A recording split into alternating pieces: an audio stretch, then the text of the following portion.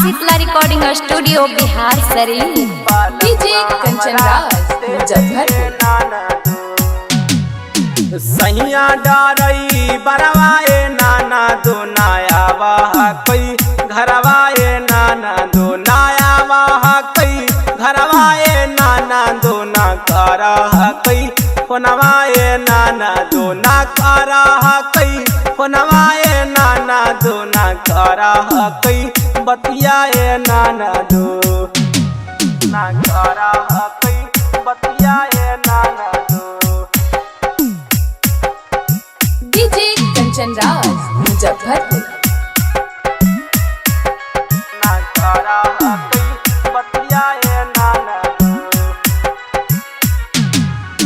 कागो नहीं बोलिए नाना दो सान सबो नहीं भेजिए नाना दो सान सबो नहीं भेजिए नाना दो की चिट्ठियों नहीं भेजिए नाना दो की चिट्ठियों नहीं भेजिए नाना दो बालमुआ हमारा तेजिए नाना दो बालमुआ हमारा तेजिए नाना दो।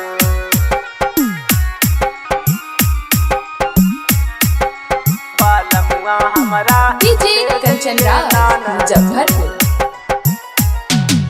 ये कमना करिए नाना दो जहरवा खाई लिए नाना दो जहरवा खाई लिए नाना दो नहीं हरवा चली जइए नाना दो नहीं हरवा चली जइए नाना दो ना घरवा काबो होइए नाना दो ना घरवा काबो होइए नाना दो।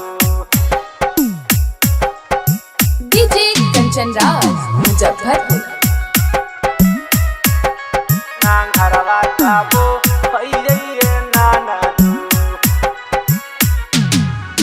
नीरज निगम कहै जी नाना दो की कले भैया ऐथिन जी नाना दो की कले भैया ऐथिन जी नाना दो की सोनू के ले ऐथिन जी नाना दो की सोनू के ले ऐथिन जी नाना दो की गलवे से ला गैथिन जी नाना दो।